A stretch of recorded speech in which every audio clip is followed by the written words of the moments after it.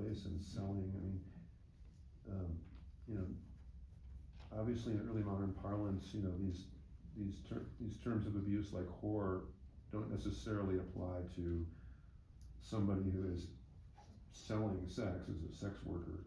Goes beyond that, but it could, you know, as you said, there were brothels, and you know, this is in the theater itself, of course, was looked down upon for a number of reasons, but one of those reasons was that it was, you know, commercial.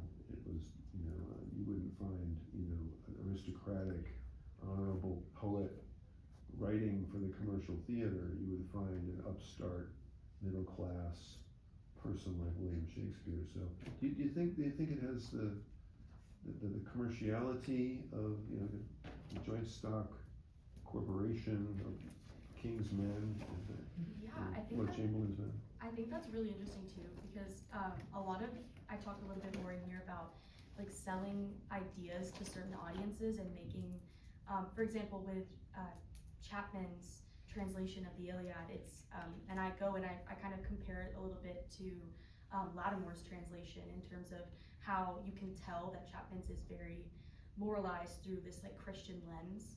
And I think that a lot of times, and this maybe is not touching as much on what you were talking about, but we're constantly like selling the idea of a specific thing by altering it to make it more fit better into like the audience. And I think that is also something Shakespeare is critiquing, but it would be interesting to go back and look at more of the sort of like selling of Cressida and stuff like that as a marketable thing. That's really interesting. Yeah, I mean, the market is a place of competition and emulation and false advertising and fooling people with glittering surfaces and that have bocce cores, and prostitutes could have a glittering surface and a bocce core. So that might be an interesting thing to pursue. Yeah, and false advertisement in particular, as I talk about with Pandarus at the end in the epilogue when he tells them to put this in their painted cloths. And it's very much, he's not talking about Troilus' and Cressida's story, he's talking about himself and sort of like reframing himself to be the center of this play.